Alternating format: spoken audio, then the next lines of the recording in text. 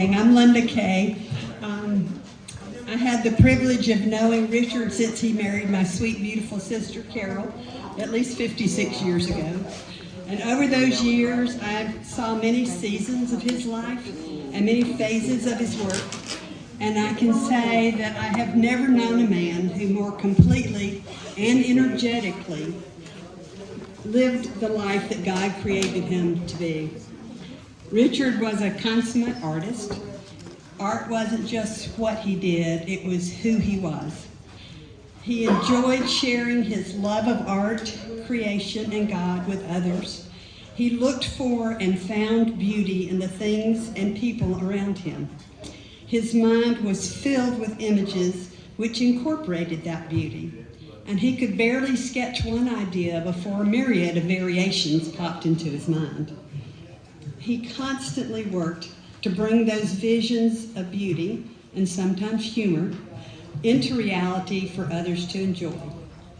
Our Creator God formed a Creator man, and his name was Richard Scott Hill. Thank you, baby.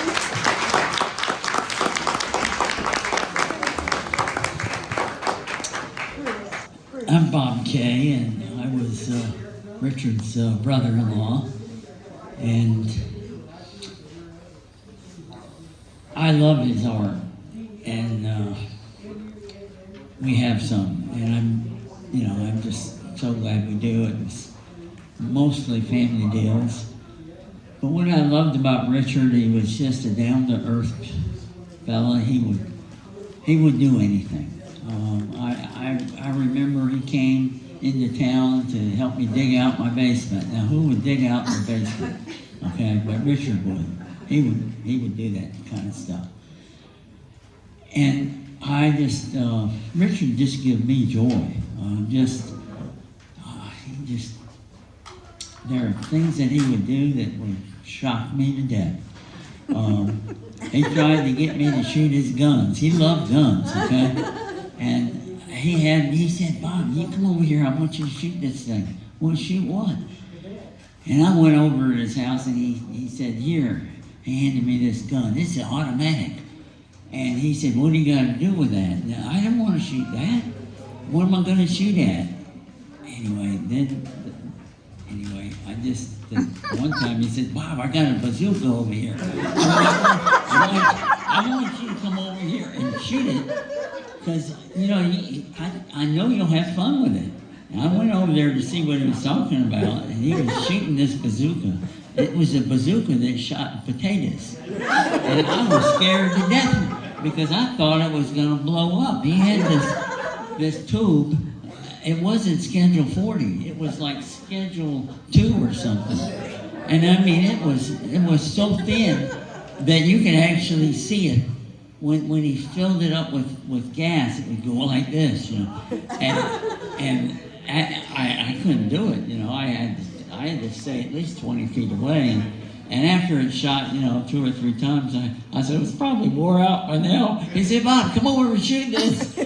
Anyway, I did. And I have to say, that was another shock in my life.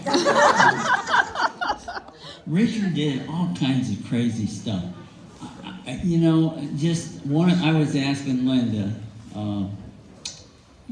he would tell his students when they left, I don't know the words exactly, but it was like, you have a great weekend and drive fast and take risks. And take chances, yeah. And I don't know how many times, and I heard him say that, and I said, oh my goodness, this is Richard, that's what he does. Yeah. He shocks people. But he knew that they would think about it before they absolutely hit the gas. There was a time when he almost got us thrown out of a restaurant. we were in a restaurant at Galleria, and we had, Carol was there, and Linda was there, and Richard and I. Anyway, we ordered this dessert called three breast. Yeah. Anyway, he started making jokes about the three breasts.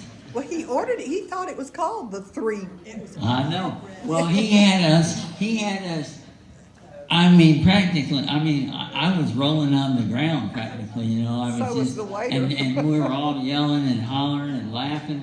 And they actually had to come and talk to us and say, listen, the manager's already said that we may have to get you out of here.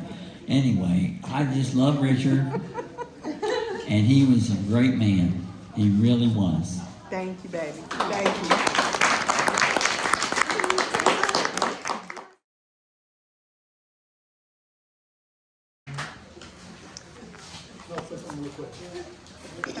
Richard, my name's Wynn, and Richard was very supportive of all the artists.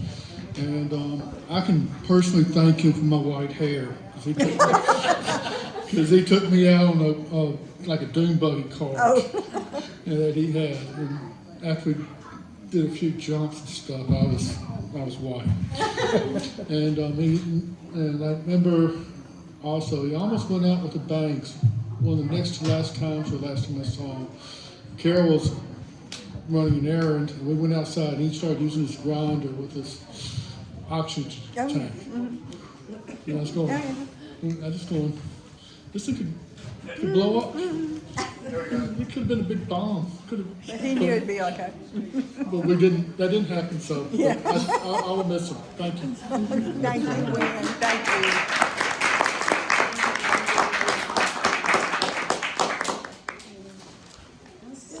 You just tell us who you are now, darling. Hi, I'm Pierce Thurman. Let me start with this. The first time I remember meeting Richard, I was probably 7 or 8. My dad took me over to his place, and I was just amazed just by his front gate alone of all the artwork, and then just driving down his driveway, seeing all these different unique pieces, and it just blew me away. We went, and my dad was trading him, I think it was a piece of pottery for this stove that he beautifully mangled a stereo into, and like something else on top, and that still sits in my dad's house today. And years passed, didn't see him again for a while, but I always remember in both my dad's house, my mom's house, and my grandma's house, there are multiple different pieces of his artwork just hanging around. Now I always remember them mentioning and saying his name, and I just kind of briefly remember that moment I first met him. Years pass. About 2 years ago, I go into the local bookstore here in Whitesburg with my girlfriend, and we're just talking out loud, and I ended up bumping into Miss Carol, and we ended up talking for a little bit, and a couple months later, my mom tells me, hey, you remember Miss Carol? Her husband, Mr. Richard, wants to offer you basically a handyman job, whatever, to come help build his deck. I said yes, and I went and helped build his deck, and he taught me so much of just that brief couple of weeks I was with him, and taught me so much that I didn't know. And a couple weeks later, ended up started helping him redo his shop, and eventually, a couple months later, he asked me if I wanted to come help on some pieces, and I got to go into his gallery finally. And I don't think he called it the gallery, but I called it. And there was these 2 walls filled with different pictures and pieces, and I could point to each one, and he could tell me the backstory and the background behind it, and it blew me away. And it taught me real art, and it taught me who a real artist was, and somebody I've known. I'm sorry, I'm lost for words. I'll end off on this. I was helping to clean up his deck, but the centerpiece of his deck where he had the tree at. And I picked up these 2 pieces of what I thought was garbage. It was an old faded plaque and this random piece of like tempered glass. So I was like, hey, do you want me to throw this away? He's like, no, give that to me. He takes it, he fidgets it around, he gets it like a certain way. He's like, no, that's all.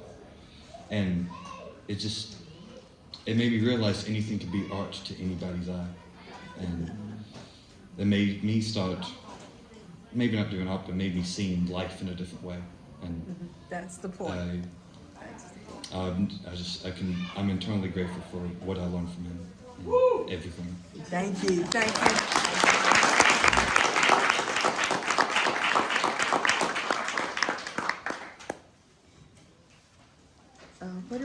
forgot what we're supposed to, that's, that. Yeah, what?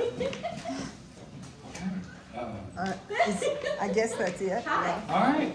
Thank you guys so much. It was wonderful to have you. Richard Hill, we love him. We miss him. Thank you, my family. Thank you, my parents. And Thank you, Chris. drive safe. Okay, thank you, baby. Thank you, Chris. Drive fast and take chances.